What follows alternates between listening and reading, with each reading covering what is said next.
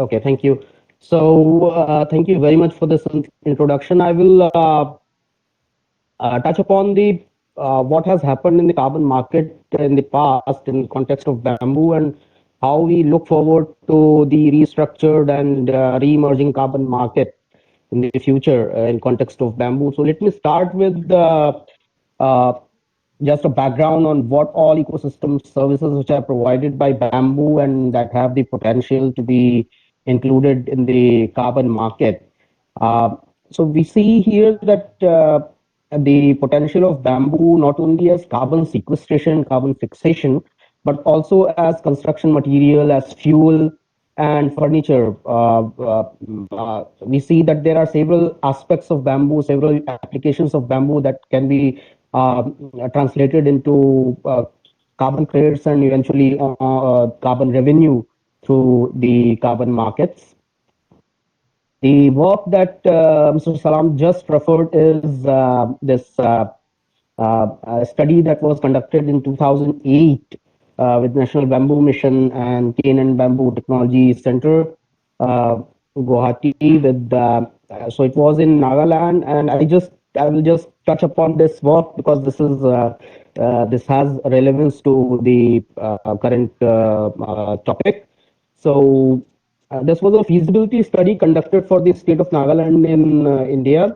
Uh, so we came up with two important publications in the conference proceedings. One on the general mitigation opportunities, overview of mitigation opportunities and bamboo application, and also on Nagaland specific carbon credit potential. So these are different framework of potentials that we identified at that time. That bamboo plantation being eligible for carbon sequestration and also for carbon credits from energy generation as a fuel switch, for material replacement, and for heat and power generation as either from direct burning or from gasification, and also as a bamboo charcoal. And the annual abatement potential that was identified, that was calculated, was around 18 to 26 ton of CO2. Uh, that was based on all these activities and excluding any non-tradable amount of carbon credits arising from carbon sequestration, because certain part of it has to go as a buffer account that is not tradable. So that was excluded from this. Uh, Now, the Nagaland specific study had some emission reduction potential that was identified for all these measures, and issues were also identified associated with all these aspects, including harvested bamboo products, gasification, bamboo charcoal, and so on. So, what has changed since then? What has changed since 2008 to 2022? We are talking now. So, we see that Kyoto Protocol first commitment period ended in 2012 with countries not meeting their targets, annexed zone countries not meeting their targets. Then also IPCC released its guidelines on harvested wood products that was not available earlier. So it is now there in place in 2013. Uh, then Paris Agreement agreed in 2015, wherein, contrary to the Kyoto Protocol, a bottom-up approach was taken. So in the Kyoto Protocol, countries were given targets, but in Paris Agreement, countries themselves proposed their nationally determined contributions that they have to meet uh, in as a part of meeting the overall objective to uh, to uh, uh, to limit the increase of global temperature by 2 degree by the as compared to the pre-industrial levels. The gold standard for global goals was launched in 2017. That was on a gold standard earlier. The new scheme was launched in 2017, so it was a revamping of gold standard, voluntary standard in the carbon market. IPCC guidelines were defined in 2019 that came up with approaches that are more robust, more scientific, more cross-cutting. So we have new refined guidelines in place now, And also, we see that Paris Agreement superseded Kyoto Protocol in 2021. So we are now into post 2020 regime, wherein there are a hell lot of changes compared to the Kyoto regime. So it is leading to a revamping and restructuring of the entire carbon market. This is also in a way re-emergence of the carbon markets. The demand for credits uh, are increasing. So this slide shows in nutshell what exactly is how international carbon market is structured.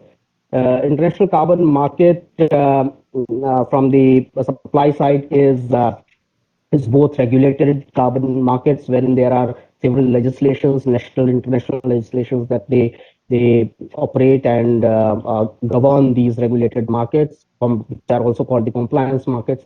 And also the parallelly there are voluntary segment of the market which is not governed by any umbrella regulator but have independent bodies, which independent standards which govern these rules of the voluntary carbon market. For example, voluntary carbon standard and gold standard.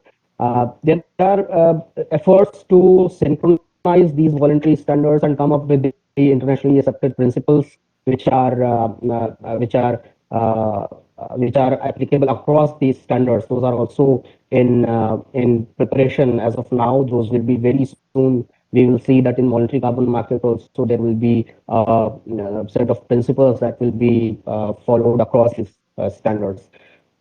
Similarly, there are nature-based, result-based finance that is also into picture, and then domestic compliance markets of countries as well as a group of countries has taken shape. There are international markets such as aviation sectoral markets. For example, for aviation is FORCIA, and for international navigation, there is International Maritime Organization scheme. So there are several such schemes which are interconnected, interrelated, are emerging, which are giving a whole new network to the carbon market, which is interconnected, fungible to each other. That was not there in the earlier times. So I would not spend more time on the description of the carbon market, just giving a background on how what is the share of different trading mechanism in the market. So you can see this report is a recent report released on state and trend of the carbon pricing, which said which found out that about 11% of market was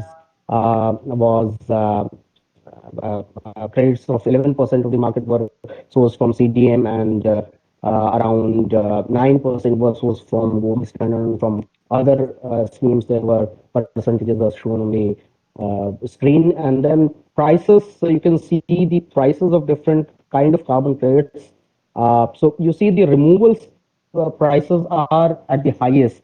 In 2022 quarter one, you see around more than 20 USD per credit was the price for removal credits. So this has improved significantly from the crash of carbon market in 2012 onwards.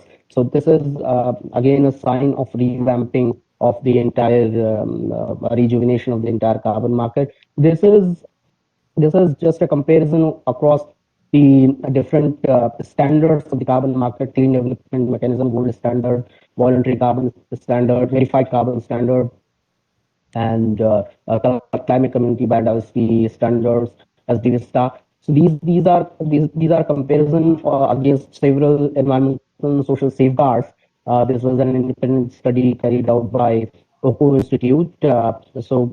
We see that on the different safeguards, standards have applied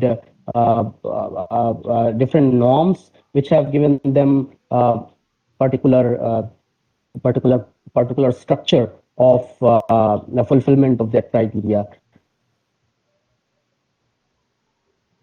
So just before going into the details of bamboo, let me also brush up on the carbon market concepts a bit. The key concepts which determine any project generation of any carbon credits or design of a project are the baseline additionality monitoring, methodology, eligibility of land, scale of projects, program of activity approach. So baseline is the scenario that would have happened in the absence of a project. So in absence of any bamboo plantation or application of bamboo, what would have happened in that particular area of land if we are talking about plantation? So if in absence of bamboo, what was there at those land, or what would have happened with those lands is the baseline scenario of plantation. For application of bamboo, what would have happened in the absence of application of bamboo as building material, for example? What would have been used? So maybe concrete material would have been used, so that becomes a baseline. And the emissions associated with the concrete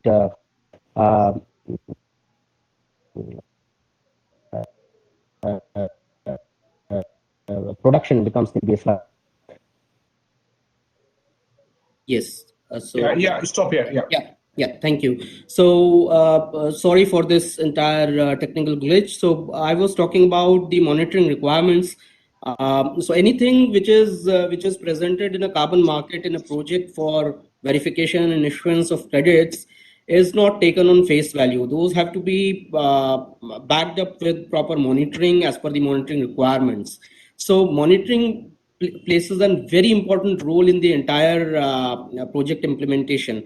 So in the context of bamboo, if it is about the carbon sequestration, so real measurable growth of bamboo biomass should the data come from the field, and that data should translate into the tons of carbon dioxide sequestration based on the biomass equations or any other kind of studies. So it is not that destructive studies have to be applied, but using the already established equations based on the height and girth data, one has to calculate the sequestration levels. And then the methodologies have to be accounting methodologies have to be followed, which are specific to project activity type. So we will discuss about what methodologies are available. Then the eligibility of land is an important thing. So it is not that we can choose any land and that a plantation on that land can be eligible. So eligibility of land holds an important place. So any land that is a degraded or degrading land is generally eligible for the purpose of carbon forestry on in this context for purpose of bamboo plantation. So any land which did not contain forest at a particular threshold date, for example, in CDM, the requirement was on the 31st December 1989, it should not contain forest. So forest definitions are given by countries, and those are communicated to UNFCCC. If those, I think most of the countries have already communicated this definition. So in case any country has not communicated that definition, FAO definition can be used for that purpose. So that land must not contain forest in the pre-project scenario and should be generally degraded or degrading in nature, so that it can be established that there is no potential of generation of carbon stock in that particular land. And if there is a potential, those have to be deducted from the actual generation of biomass, bamboo biomass. Then the scale of projects, the rules for large scale and small scale projects and micro scale projects differ in the carbon market. So very small projects, which are termed as micro scale projects, have very simplified methodologies and monitoring requirements, whereas approaches for large scale projects are complex, and they have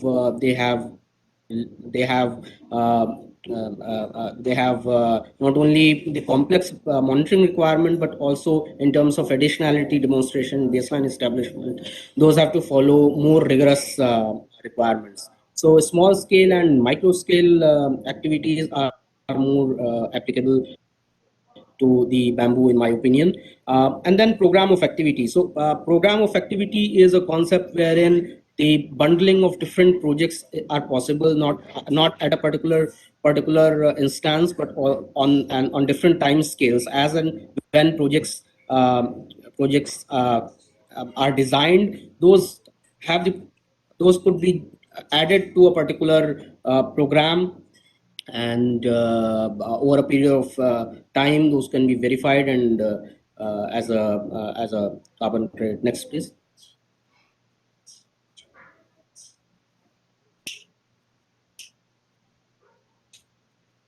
So in this entire in this entire cycle, there are several players which act. So there would be a project developer or a project participant which would develop a project. Then consultants and traders would be helping the project developer to translate the concept in the formats and in the documents that are required to be taken to the carbon market. There would be credit buyers at the end. Validation verification bodies are third-party agencies which examine these documents from the carbon market requirements angle. Standards bodies are there to set the norms and rules on which these validation verification bodies have to conduct the validation verification process. For a program of activities approach, there is always a coordinating managing entity at the center which deals with the standard bodies, validation verification bodies, as well as VPA implementers on a grassroots level. Next, please. We will see what this POA approach is later on. So methodologies for bamboo, unfortunately, we see that in the carbon market segments, there are no dedicated methodologies per se in the mainstream available for use. In CDM, there is no specific methodology. There are two approved methodologies, one large scale methodology for afforestation, reforestation on lands other than wetlands, and again one small scale methodologies for the same kind of lands are available and could be utilized for the purpose of bamboo plantations. But there is a caveat. I will come to that caveat later on. Vera is another voluntary carbon market standard. It also doesn't have any specific methodology for bamboo, but there is a methodology for conversion of low productive forest to high productive forest that can be used for this purpose. Next, please. Gold standard is a leading voluntary market standard which I represent. So we also don't have any specific methodology for bamboo, but the methodology for reforestation, GHG emission reduction, and sequestration methodology can be used for this purpose. Chinese certification scheme has specific methodologies for bamboo, methodology for producing carbon sinks through bamboo afforestation projects and through forest management. So these two are approved specific methodologies on bamboo sector. Possibly, it is possible that these methodologies are also recognized in the other schemes later on. So approaches to this methodologies are of special attention in the carbon market as far as bamboo is concerned. Next, please. So I will just give a background on bamboo and CDM because this has overarching impact on other schemes also.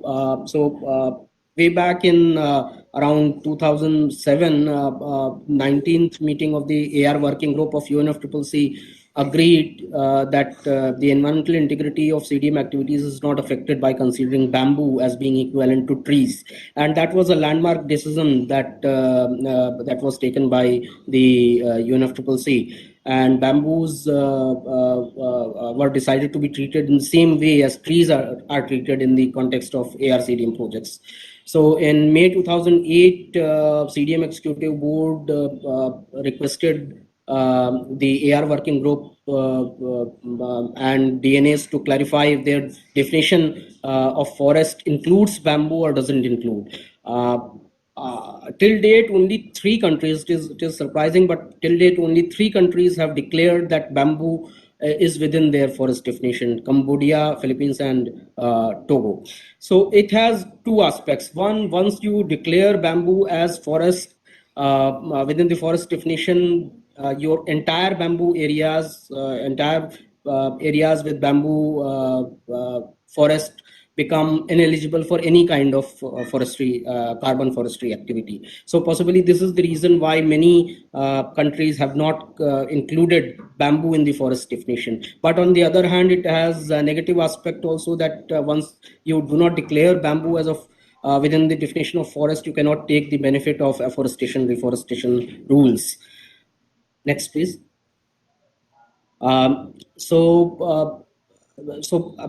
I just moved to, from CDM, I moved to the voluntary carbon market. So I just mentioned that gold standard for global goals was released in 2017, having specific activity requirements for different kind of activities, including afforestation, reforestation, renewable energy, energy efficiency, and so on. So the emphasis is on three important aspects: financial needs of a projects which are not possible to have, which do not have any other revenue stream other than the carbon benefits, are given special concession in the scheme. So those projects are taken with high priority. Globally accepted methodology for SDG impacts are important consideration. So in the gold standard, at least 3 SDGs have to be contributed in order to get the gold standard certification. In addition to SDG 13, the climate action, and of course the product specification for different kind of emission reduction products. Next, please.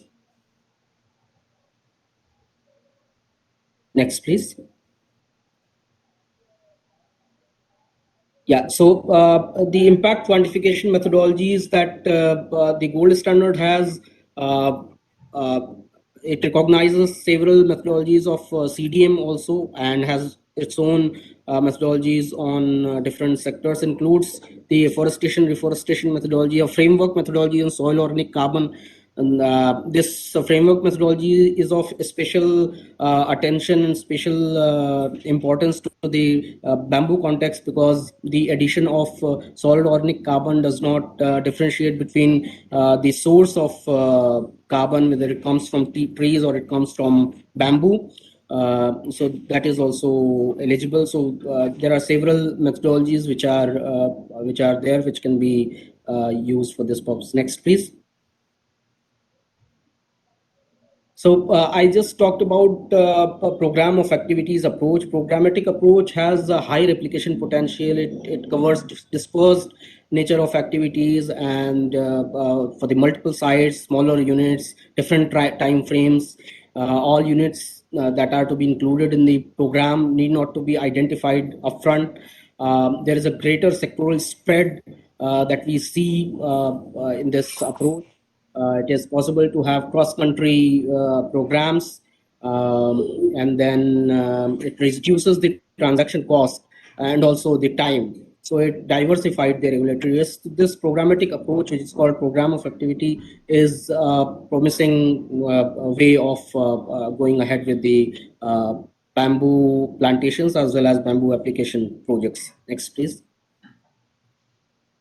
In the program of activity, there would be a coordinating managing entity, as I explained earlier. So there will be several real case voluntary project activities within the program, which would be included in the program in time to time. And these real case VPAs will have a specific geographical delineation, as well as specific technologies identified, and regular VPAs will be developed on this model, which is given by the real case VPAs, and these regular VPAs are added at in the program as and when those are ready. So this gives a broader time horizon. Instead of several validations of different projects, it gives an inclusion approach wherein a definite checklist is there, which is given in the real case VPA, and if that checklist is met, the regular VPAs could be included without a full scale validation. So this gives the power of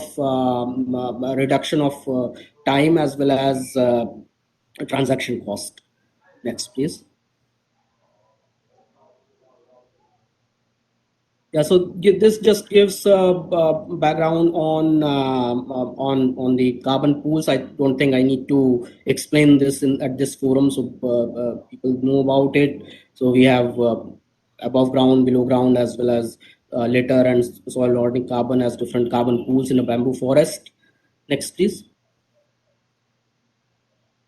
So measurement of bamboo forest biomass using allometric equations. We can have the above ground biomass using the clump-based measurement. Proponent has to measure the diameter, height, and area of bamboo plant, and then the number of clumps per clump have to be monitored and have to be multiplied with the number of with the total area for extrapolation. And of course, the root shoot ratio has to be utilized for the below ground biomass. This is basic information that doesn't require much of detailing. Next, please.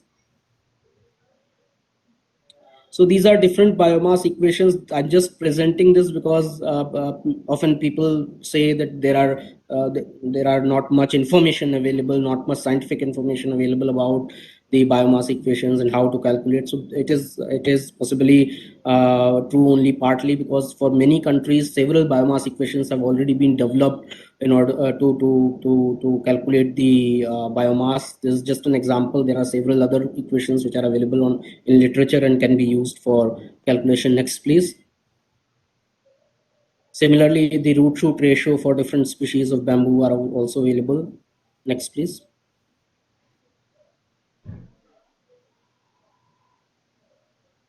Yeah, so these are relevant literature that could be referred for the bamboo-based carbon credits. So I think this should be the last slide that I have. Next, please. Yeah, so this was the last slide. So I would just take a couple of more minutes to summarize the entire discussion and say that though there are methodologies which can be applied to bamboo sector in the different carbon market schemes, but I would strongly suggest that a dedicated methodology for bamboo carbon sequestration is developed, that is applicable for different baseline conditions and for different end users. So that makes this very much comprehensive and to the point for application. So that kind of dedicated methodology development is necessary, both for carbon sequestration as well as for bamboo application, for example, buildings. And of course, those would be two different methodologies, one for sequestration, another for application. In application also, again, there would be two kind of methodologies, one for energy purpose, wherein bamboo is used for as fuel, either gasified or made in the form of charcoal or whatever form it, or direct burning. But other would be for replacement of energy intensive building materials and other products. Then simplified approaches that are suitable for use of community-based projects and are available and tested in the carbon markets need to be applied for bamboo, and that application can only happen when there are pilot projects on the methodologies which are developed, dedicated methodologies which are developed are in place. So highlighting the SDG benefits that come out from bamboo-based mitigation projects are very important to make them aware, make the buyers aware about the benefits that these projects give in addition to carbon. Multi-country program of activities are possible, so that approach of programmatic projects should be taken into consideration, and timely realization of revenue through forward selling of carbon credits to maximize benefits and instill confidence in the players, especially communities, have to be explored. And of course, previous speakers also spoke about it, that branding of bamboo as nature-based solution or natural climate solution should also be taken into consideration. So dedicated methodology, programmatic approach, and given concessions for communities, and branding as SDG impacts and nature-based solution. These are the major takeaways that I want to give to the participants. Thank you.